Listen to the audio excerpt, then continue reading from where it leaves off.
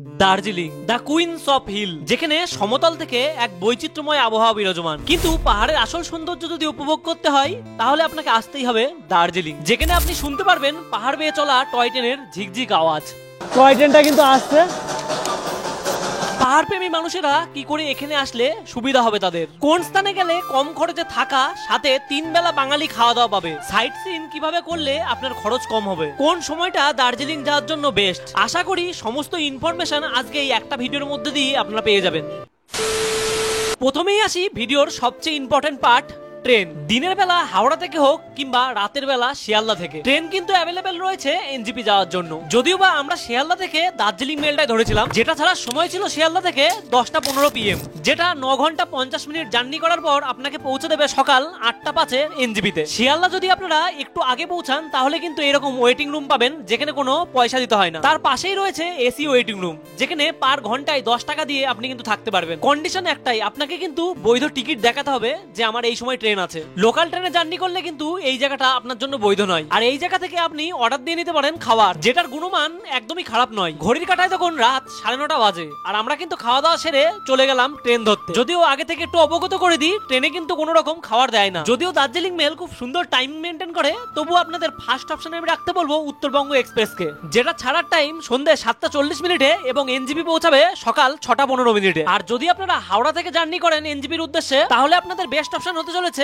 Kamrup express, পাহাড়িয়া express এবং new summer special NJP. শুধুমাত্র এই ট্রেনগুলি নয়, বন্দে ভারত থেকে শুরু করে আরো অনেক অপশন রয়েছে কিন্তু আপনাদের হাতে। কিন্তু যে ট্রেনগুলি আপনাদের দেখালাম, এই ট্রেনগুলি ভালো হওয়ার একমাত্র কারণ হলো এর টাইমিং। সন্ধ্যাবেলায় ছেড়ে তারপর যখন সকালবেলায় পৌঁছাবে, সেখান থেকে কিন্তু পাহাড়ে ওঠার সময় গাড়িগুলো আপনারা ভালোভাবে পেয়ে যাবেন, যে গাড়িগুলি আপনাদের ঠিক টাইম মতো পৌঁছে দেবে হোটেলে সকাল 10টা থেকে 11টার মধ্যে। আর হ্যাঁ, আপনারা যারা দার্জিলিং গেছেন একবার হলেও, তাদের কাছে কোন ট্রেনটা বেস্ট অবশ্যই কিন্তু কমেন্টে জানাতে ভুলবেন না। চাইলে আপনারা ধর্মতলা থেকে বাস ধরেও চলে যেতে পারেন এনজিপি, সেই জার্নিটা অবশ্য একটু কস্টলি হবে। আর আমরা যে টিকিটটা কেটেছিলাম সেটা হলো 3 টায়ার এসি, যেটার মাথা পিছু ভাড়া পড়েছিল 945 টাকা করে, আর এটা কিন্তু অবশ্যই ডাইনামিক প্রাইস। আর আপনারা যদি মনে করেন স্লিপারে যাবেন তাহলে কিন্তু ভাড়া অনেকটাই কম পড়বে। দেখতে দেখতে চলে আসলো এনজিপি, আর আমাদের টোটাল কত খরচা পড়েছে সেটা ভিডিওর শেষে বলবো। আর অবাক করা বিষয় এটা লাগলো, ঘড়ির কাঁটায় দেখুন 8টা 5 বাজে, একদম সঠিক সময় পৌঁছে গেছে এনজিপি। এইবার শুরু হলো ট্রেন পর্ব ছেড়ে গাড়ির পর্ব। হঠাৎ করে আপনার আশেপাশে দেখতে পারবেন মানুষ ঘিরে চলুন দাদা গাড়িতে চলুন বলবে, আর আপনারা চাইলে এখান থেকে টয় ট্রেন ধরেও কিন্তু দার্জিলিং যেতে পারেন। মাথা পিছু ভাড়া পড়বে 1500 টাকা মতো। 8 থেকে 9 ঘন্টার জার্নি, তার থেকে আমার গাড়ির জার্নিটাই বেস্ট লাগলো। এনজিপি স্টেশন থেকে একটু বেরিয়েই পেয়ে যাবেন গাড়ি স্ট্যান্ড। শুধুমাত্র দার্জিলিং নয় কিন্তু, গ্যাংটক, নর্থ সিকিম সবই কিন্তু এই জায়গা থেকে ছাড়ে। প্রথমবার গিয়ে আমরা একটু হয়রানির শিকার হয়েছিলাম, কারণ আমরা জানতাম না দুজন গেলে শেয়ার গাড়ি হট করে পাওয়া যায় না। কি আর করা যাবে, মাথা পিছু 300 টাকা খরচ হতো, সেই জায়গায় 1500 টাকা লাগলো এই গাড়ি বুক করতে। যদিও সে 2000 টাকা ছাড়া যেতে চাইছিল না, তবু একটু বার্গেনিং করে পেয়ে গেলাম গাড়িটা। প্রথমবার পাহাড় দেখার যে এক্সপিরিয়েন্সটা,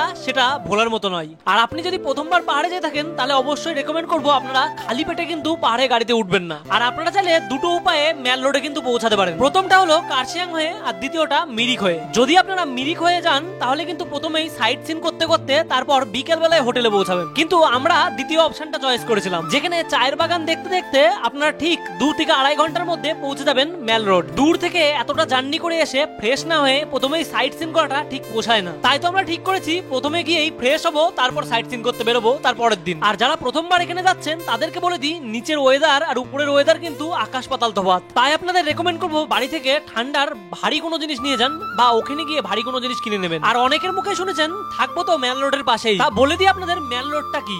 ম্যাল রোডের আশেপাশে কিন্তু শপিং মল থেকে শুরু করে সবকিছু আপনারা পেয়ে যাবেন খুব হাতের নাগালে। আর ভিডিওটা যদি এত অবধি দেখে থাকেন তাহলে অবশ্যই কমেন্ট করে জানাবেন আপনারা কে কতবার দার্জিলিং গেছেন, আর কে জাননি সেটাও কিন্তু লিখে দেবেন। আর যারা মনে করছেন বাড়ি থেকে পার্সোনাল কারে করে আসবেন, তাদেরকে বলবো ড্রাইভার যদি খুব ভালো না হয় তাহলে কিন্তু পাহাড়ের রাস্তায় গাড়ি চালাবেন না। আর আস্তে আস্তে যত উপরে উঠবেন আপনি বুঝতে পারবেন দার্জিলিং কে কেন পাহাড়ের রানী বলা হয়। পাহাড়ের গা বেয়ে বাড়িগুলো এমন ভাবে আছে মনে হচ্ছে পাহাড় থেকে ঝুলে রয়েছে। কিন্তু আমি যে ভয়ে পাহাড়ে কখনো আসতাম না, কারণ রাস্তাঘাটগুলো হয়তো ঠিক না, কিন্তু এখানে এসে দেখলাম একটু অন্যরকমই ব্যাপার, রাস্তাঘাটগুলো খুবই সুন্দর। এসেছিলাম দার্জিলিং আর এই গাড়িতে করে আসলাম, আর গাড়িতে দেখতে পাচ্ছ জল, তা এই পেপার, দুজন মিলেই বমি করেছি, আর এই বমি ধুতে হলো আমাদের। জার্নিটা সম্পূর্ণ করার পর আমরা কিন্তু পৌঁছে গেলাম আমাদের নির্দিষ্ট হোটেলে। আর এই হোটেলটি ম্যাল রোড থেকে 2 মিনিটের হাঁটা পথে। খুবই সুন্দর হোটেল, আমরা নিজে ছিলাম। হোটেলের সম্পূর্ণ ভিডিওটি কাটুস লাইফস্টাইলের ইউটিউব চ্যানেলে কিন্তু পেয়ে যাবেন। তার পাশাপাশি আরো 5টা হোটেলের সন্ধান আপনাদের জন্য দেয়া থাকলো। আপনারা যদি ম্যাল রোডে থাকেন তাহলে কিন্তু এই মন্দিরটার দর্শন করতে ভুলবেন না। এটা হলো মহাকাল মন্দির, যেটা ম্যাল রোড থেকে ঠিক পাশেই অবস্থান করছে।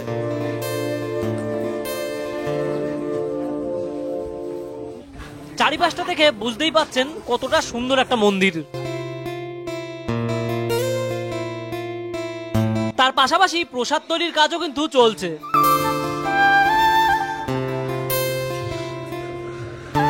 কেন জানি না পাহাড়ের উপরে এই মন্দিরে গিয়ে একটা আলাদাই ভালো লাগা কাজ করছিল। মন্দিরের ভালো লাগার সময়টা কাটিয়ে আমরা চলে আসলাম গোর্খা রঙ্গমঞ্চ ভবনের সামনে। আর এই জায়গাটা যদি আপনি চলে আসেন, এখানে কিন্তু শপিং করার জায়গা, খাওয়ার জায়গা সবই কিন্তু একটা জায়গার মধ্যেই পেয়ে যাবেন আপনারা। আর এটার দূরত্ব মেন রোড থেকে পায়ে হাঁটা 3 মিনিট মাত্র। আর ভিডিওতে অনেকবারই আপনারা যে ম্যাল রোডের নাম শুনলেন, এই সেই ম্যাল রোড, যেখানে বসে ঠান্ডায় গরম গরম চা খাওয়ার মজাটাই আলাদা। আর ম্যাল রোড থেকে 1 মিনিটের হাঁটা পথে আপনারা পেয়ে যাবেন এরকম একটা শপিং মল, যেখানে কিন্তু সমস্ত কিছু আপনারা পেয়ে যাবেন। আর এই সমস্তটাই রয়েছে হোটেল থেকে পায়ে হাঁটা পথে। আজকে আমাদের দার্জিলিং ভ্রমণের ডে 2, আর আজকে আমরা বেরোতে চলেছি সাইট সিনে। দার্জিলিং আসলে সাইট সিন করার জায়গা কিন্তু অনেক রয়েছে। যেমন প্রথমেই ধরুন দার্জিলিং জু এর কথা, আর এই একটা জায়গার মধ্যেই কিন্তু 3টে স্পট রয়েছে। আর একটা কথা আপনাদের অনেকেই বলবে না, ম্যাল রোড থেকে কিন্তু পায়ে হাঁটা পথেও আপনি এখানে আসতে পারেন, দূরত্ব কিন্তু খুব বেশি নয়। আর এই জু এর মধ্যে আপনারা পেয়ে যাবেন HMI, হিমালয়ান মাউন্টেন ইনস্টিটিউশন। যারা হিমালয় যাত্রা করে তাদের এখান থেকেই প্রশিক্ষণ দেওয়া হয়। তারপর রয়েছে বেঙ্গল ন্যাচারাল হিস্ট্রি মিউজিয়াম। আর এই জায়গার ভিতরে প্রবেশ করলে আপনারা বুঝতে পারবেন কতটা সুন্দর, কিন্তু ক্যামেরা কোনো কারণেই অ্যালাউ নেই। 3টে স্পট দেখতে আপনার প্রায় 1.5 থেকে 2 ঘন্টা টাইম লাগবে। তাই পায়ে হেঁটে আসলে এখানে অনেক কম খরচায় আপনার ঘোরা হয়ে যাবে 3টে স্পট। তার পাশাপাশি একটা স্পট রয়েছে যেটাই কিন্তু আপনাকে গাড়ি করে আসতে হবে। এই যে দেখতে পাচ্ছেন কাঞ্চনজঙ্ঘার ভিউ, তার থেকে একটু সাইডে গেলেই আপনারা পেয়ে যাবেন তেনজিং রক। তারপর দেখতে পাচ্ছেন জাপানিজ টেম্পল। আর এই জায়গায় এসে কিন্তু আপনি খুব সুন্দর একটা প্রকৃতির দৃশ্য দেখতে পারবেন। আর এখন যে জায়গাটা দেখতে পাচ্ছেন সেটা হলো বাতাসিয়া লুপ, দার্জিলিং এর ঐতিহ্য।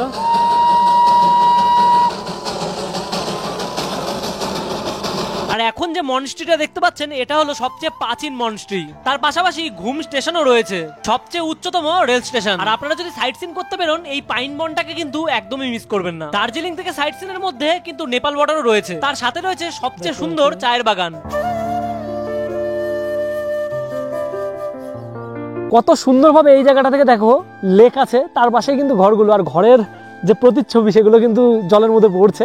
এখন আমি রয়েছি দার্জিলিং এর আরেক পপুলার জায়গা মিরিকে। আমি বুঝতে পেরেছি আপনাদের কনসেপ্টটা এখনো ক্লিয়ার হয়নি সাইট সিনটাকে নিয়ে। কি করে কম টাকায় সাইট সিন করবেন, এই ভিডিও দুটো না দেখলে আপনারা কনসেপ্টটা বুঝতে পারবেন না। আর এই ভিডিও দুটো কাটুস লাইফস্টাইলে আপনারা পেয়ে যাবেন। দার্জিলিং ভ্রমণে কেনাকাটা দিয়ে আমাদের মোট খরচা হয়েছে 23,000 টাকা। আপনারা যদি হাই ফাই খরচা না করেন, তাহলে আপনাদের 15,000 টাকার মধ্যে খুব সুন্দরভাবে দার্জিলিং ভ্রমণ হয়ে যাবে। এইবার আসি লাস্ট প্রসঙ্গে, দার্জিলিং ভ্রমণ করতে আসলে আপনারা কোন কোন ভুলগুলো করবেন না। প্রথমত, আপনারা যদি সাইট সিনের জন্য গাড়ি নেন, শুনে নেবেন সাইট সিনের স্পটের ভাড়া কি তারাই দেবে। বুকিং করার সময় অনেকেই বলে যদি সময় থাকে আপনাদের এক্সট্রা 2-1টা স্পট ঘুরিয়ে দেবো। যদি এরকম কিছু শুনেন তাহলে অবশ্যই ক্যামেরাতে রেকর্ড করে রাখবেন। আর যদি আপনারা কাপল যান তাহলে অবশ্যই কিন্তু শেয়ার গাড়িতে যাওয়ার চেষ্টা করবেন। আর যদি দেখেন ওয়েদার খুব একটা ভালো নয়, তাহলে কিন্তু টাইগার হিল দেখার জন্য ভোরবেলায় বেরিয়ে পড়বেন না। কিছু তো দেখতে পারবেনই না, আপনার শুধু শুধু টাকাগুলো খরচা যাবে। অনেক স্পট আছে যে স্পটগুলো অনেকটাই বেশি সুন্দর আর পায়ে হেঁটেই কিন্তু ঘোরা যায়। যেমন এটা দেখুন নাইট অ্যাঙ্গেল পার্ক, পাহাড়ের উপরেই। আর যে সমস্ত ইনফরমেশন বাকি থাকলো সেগুলো কিন্তু অন্যান্য ভিডিওগুলোই দেওয়া রয়েছে।